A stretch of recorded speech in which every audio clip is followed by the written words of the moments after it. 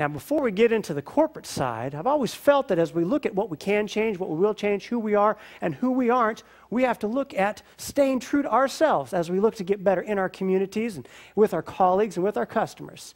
So let me show you something that happened in my life just a couple of years ago. Do we have some NASCAR fans in the room?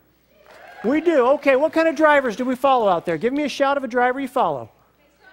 I hear Tony Stewart. I know he's got a new number coming this year. I'm not sure what it will be.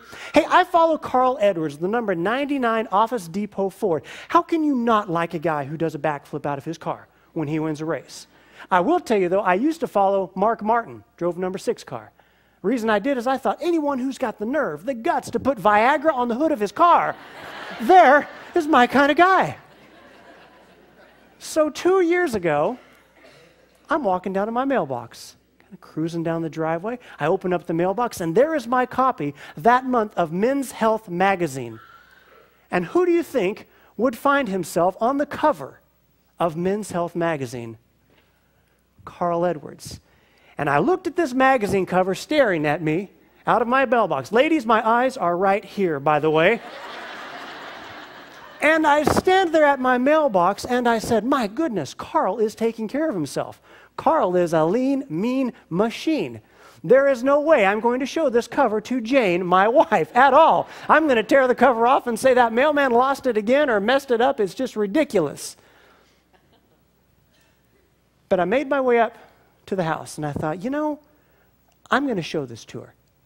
I realize I can't be Carl Edwards. What's unique to him is not unique to me. What's unique to me, you now see on the screen. It's something that I enjoy every single night. And I have my own half gallon too, by the way. You just stick the spoon back in it when you're done and leave it in the freezer. Some of you do that. We have a counseling program for you and me afterward. And so I stand at the threshold of my door and I kick open the door and I said, Jane, you'll never believe who's on the cover of Men's Health magazine this month. It's Carl Edwards, as I cast the magazine forward. What I wanted to hear is different from what I did hear.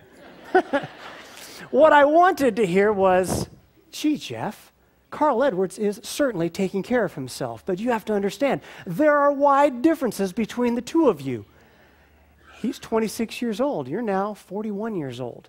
He rides around in a 140-degree race car on a daily basis. You ride around in an air-conditioned Pathfinder on a daily basis.